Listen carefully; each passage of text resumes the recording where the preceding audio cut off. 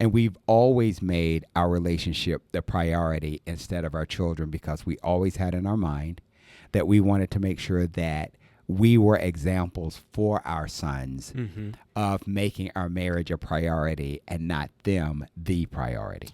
Hey, fellas, and welcome to this week's episode on marital prioritization. Check it out. Okay, so that's prioritizing. Man, we didn't even get into these other ones. All I right. know. Prioritizing your marriage in the space of work. Right. And we talked about this in the pre-show. So have you ever been in a situation where success for work, maybe an opportunity, promotion or something like that, was offered or maybe available, but you knew that taking that opportunity would not allow you to effectively prioritize time with your spouse? Mm-hmm. Have you had that encounter? I have had that encounter before. So early on, well, I wouldn't say early on, about mid-career, I had an opportunity to where they were pursuing me, and we live in the Southeast, but they were pursuing me to actually move to the North in Boston, and it would require me to spend an absorbent amount of time just away from family with travel and the level of responsibility and where we were at that point in our lives and our family life and with my marriage. It wasn't the time for me to do that. So I professionally turned that down. But then over time, the opportunity presented itself again, and we didn't have to move up north, and I could move into a space to where we were supported. She was comfortable with where we were living. She would have a stronger support system. Yep. And still got the promotion and all of that. So that was being able to say no was very important. That's good for me. And I love the words you use of timing, because a lot of times opportunities, and we get it, right? Because there's some opportunities that when they come along, you know that there's not going to be much opportunity like that comes along again, right? So those you got to weigh a little differently. But then there's those opportunities that come up and it's like the timing just doesn't match with where I am in my life right now. Right. For me to step into that. Could I step into it and be successful? Absolutely, 100%. But at what cost? Because there's always, anytime you're doing something great, there's always some level of sacrifice. It's an opportunity cost. Yeah, basically. All the time. That comes along with it. So that's good.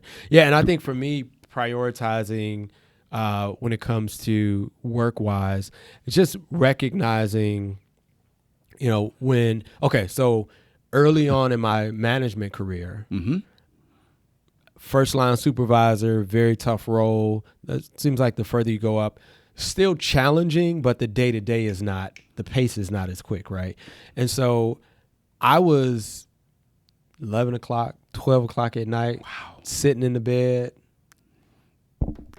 Right. Typing away, man. That's it. Trying to make it happen. You do them reviews. Yes. Evaluations. All of that, yes. And the reports. And I think a part of that pursuit was I knew that this was necessary for the family.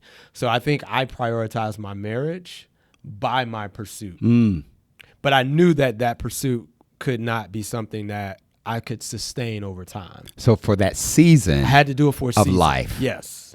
And that's okay. But did you and Donald Lee have a conversation about you walking through this We did, season? yes. So talking about prioritizing expectations in marriage, right? Right. So before I was looking to apply for that position, we had conversation, and I set the stage to say, hey, if I take a management role, then my requirements with the work go beyond 40 hours a week. And I need to know we're going to be okay with that.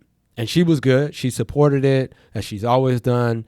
But I knew, okay, this has to come to an end somehow. And I think what it did also is it made me more efficient as a manager, because I had to make sure that during the workday I was getting more done so that I wouldn't have to carry as much home. And that was impactful. And then eventually that led to a promotion which allowed a little bit more time. But there's still seasons, right? Because that's the thing. We're not saying only work 40 hours the entirety of your marriage.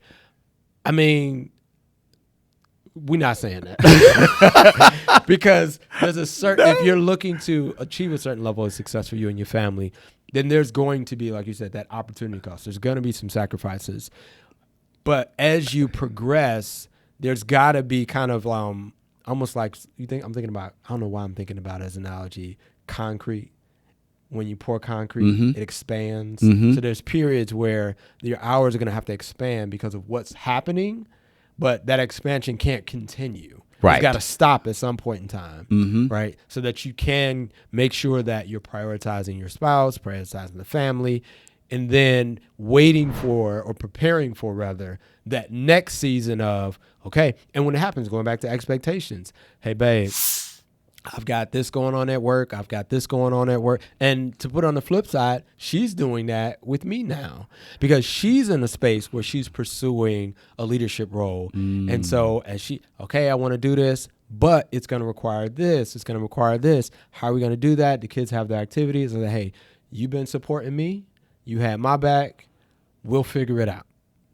So then what would you, well, let me say this and then I'm going to ask you a question then. So if we're talking about this life work rhythm or all of that, I remember when I first got promoted, first line supervisor, and then we were working at the same job, that's a tough. We were working at the same job, but we were in two different departments or divisions at this point.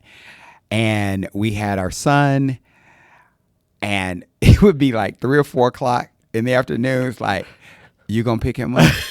You gonna pick him up? She said, no, I gotta do this. I said, I gotta do this too. Right. How are we gonna do this? Okay, what I'll do, I'll leave, I'll go pick him up, I'll bring him back, then you'll be ready to go, right? I can hand him off to you, then I'll go back in and I'll work for like another hour. Right. So it was just, it was like this organized chaos that we were working in, but we were both pursuing at that point. It was like, that was just for a season. Yeah.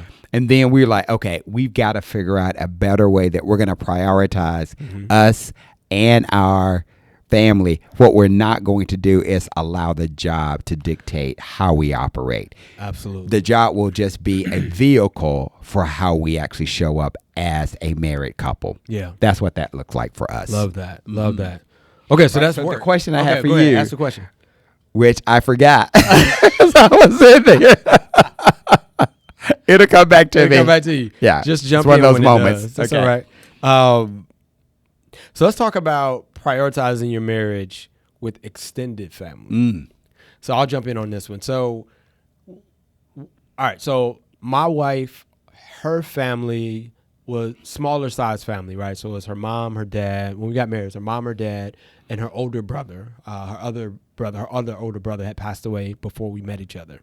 So it's just her mom, her dad, her older brother, and of course, aunties, siblings, and things. I mean, cousins and things like that, right?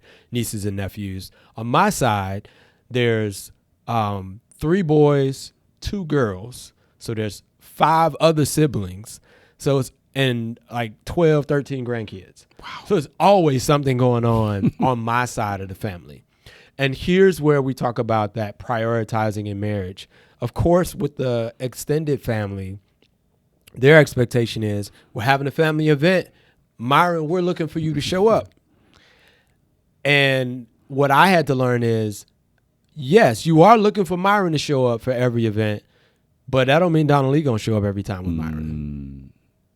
And it's not, she's not showing up because she's mad at me or we fighting. No, she's not showing up because prioritizing the marriage means I recognize she don't have a big family. She's not really used to all of this. And sometimes, and we've been to your family gatherings. And sometimes it can be a lot. It's a lot. It's a lot. It's a lot of us. Right? I'll be taking up all the tables. All the tables. I'm like, okay. And so I had to understand when it comes to my spouse that there's going to be times where she's just like, that's a lot. And I'm like, all right, babe, that's cool. I'll take the kids. We'll go. We'll hang out. And you go hang out with your girlfriends, or maybe you had hey, it's been a long week. You just need to kind of kick back, kind of talking about that, having your own time. Your own time. Eating that. Do what you do. So important. We're going to go and we'll be back a little bit later. Matter of fact, we'll bring you something to eat. What you want to eat, girl? You like some seafood? You know, my mom might be. So it's that, right? Making sure that I'm prioritizing her. And then there's times where there's family events going on and Myron's not showing up. Not because Myron doesn't want to support the family, but maybe I need to stay home and spend some quality time with my wife. Maybe that's the space she's in on those 5 love languages, and she needs some quality time. And if she needs quality time, I need to be there. Yeah. Now, the flip side of that is there are events where I need you to be there. I have to communicate that. I would love for you to be there. I would love for you to be there. Right. Yeah, better way to say it. And I have to communicate that, hey, I really want you with me for this.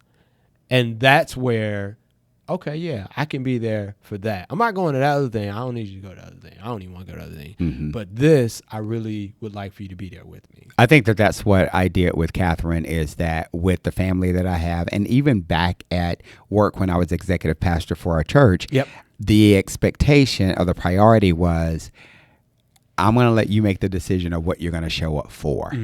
That's good. But if there's something that I believe that I would love for you to escort me or be a part of, I will let you know well in advance that that's important to me, and I would love for you to be there with me. But I did not put that expectation on her that she had to be at everything that I showed up with my family, nor with my job at that point. But again, it worked well for us because we were able to prioritize and manage the expectations all at the same time. Yeah. Right? Yeah. So my thought came back from Walmart. Okay. Now, so I would say, what are some of the tips, suggestions, or recommendations that you would give men on how to prioritize their marriage? How to prioritize their marriage. And I know I think we're going to talk about this in the next show topic where we talk about prioritizing listening. But I think that's a tip 1, right? Because if you listen, she will give you the cues of what she may be needing, right? So like my wife and I had a conversation the other day, and I was kind of asking, hey, with where you are right now, what's important to you? What do you need? Different things like that. And as she's sharing that with me, I'm just making those mental notes. Okay, I need to do this for her. Okay, I need to get this for her. This is what she needs. So I think that's one, is making sure that you are really listening to her and paying attention to what she may have going on. This is killing me right here. Gotcha. No. And I think for me, one of the things is, and I think you brought it up, is to knowing her love language. Yes. And then how to apply it to your marriage. So it's good that quality time or acts of service or gifts could be her love language, right? But then how do you, as a husband, serve that love language for her? Okay. How do you study that love language? So I think that's another tip or recommendation that I would give men. And then don't compare your wife to anybody else's wife. Come on. Or any other woman, right? Know who you married. I married Donna Lee Head. So I don't put the expectations of Catherine Green on Donna Lee Head or somebody else's spouse, right? Just like you wouldn't put the expectations of Donna Lee on your spouse. Correct. Right? Because I didn't marry. I know who I married, and I have to respect that, right? And I should have made sure that I took the time before I got married to know who I was marrying. Exactly. Right? That's a good one. Because if I'm taking the time to know who I'm marrying, then when I get in the marriage, I can't be looking like, well, why you don't want to ever do X, Y, and Z?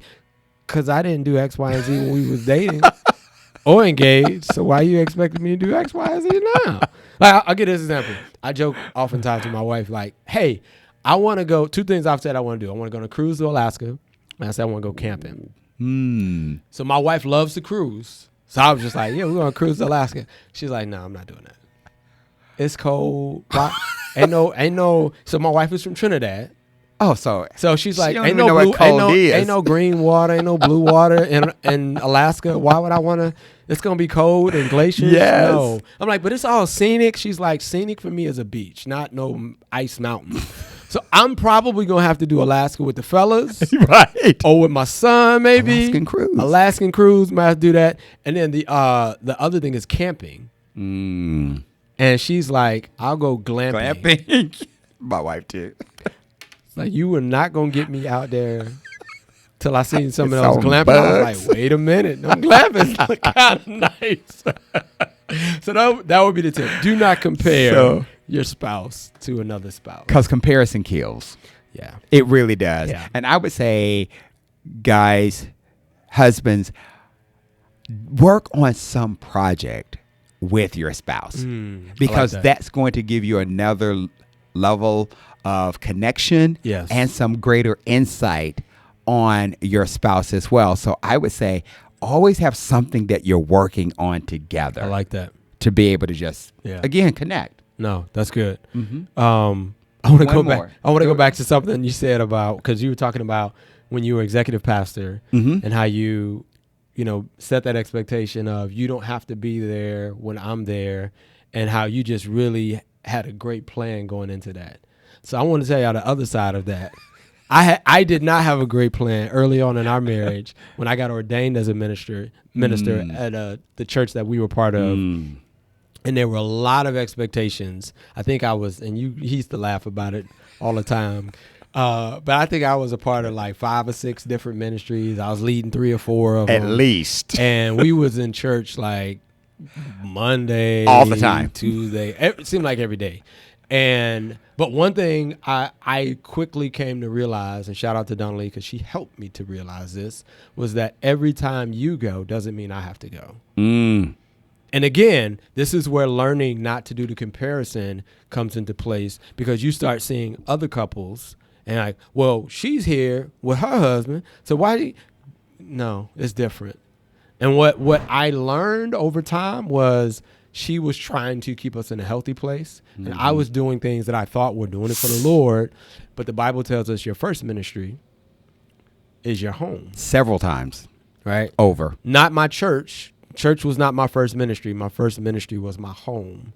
And she was actually helping me to kind of see that. And the more and more I began to see it, I started making some, That's good. some changes, some adjustments to how I was serving, how much I was serving, even during the services. And then it became abundantly clear that in order for us to continue thriving in our marriage, we needed a change. And we ended up leaving that ministry for a place that was, we felt like was a little bit more geared towards the development of our marriage. That's good. And it was a fantastic change for us. Wonderful. Yeah. So he got the way to do it. I got the way not to do it. But you guys are thriving now. We are thriving now. I love Praise that. God. Yeah. I would give one more recommendation or tip for men. One is to pray over and pray for your wife. Yes. That's and good. Pray that God will show you how to love her through his heart and how to see her through his eyes.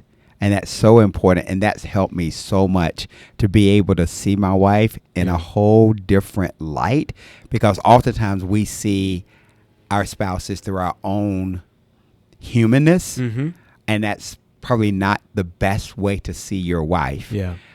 See her how God sees her. Oh, that's good, man. Love her how God loves her, because I promise you will be even more fulfilled, and your marriage will be even richer when you can actually see and pray over your wife through God's eyes and his heart.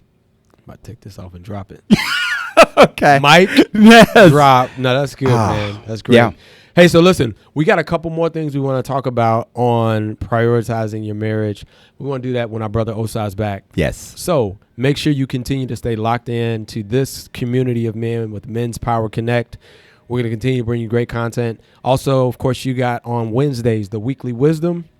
My brother has been talking about communicating. He is killing it on that. And then on Fridays, doing the Friday 5, where I'm bringing an inspirational message to you just to encourage you in the Word, still on this series about men. Yes. Loving it. Just looking at different men in the Bible and lessons that we can take away from their lives. So just continue to tune in. If you haven't hit the subscribe button, go ahead and do so. Please do. Drop a comment. Let us know how you dated your wife. Let us know some of the challenges maybe you had, or even maybe the tips that you may have for some other men that we can share. Great. Thank you. That was a great wrap up. I love that. Thank you, sir. I Thank you appreciate guys for listening to the Men's Power Connect, this podcast Yes. that we're doing. And as always, you guys know what to do. Always go out and encourage another brother. Peace. Peace. All right. I like it. It too.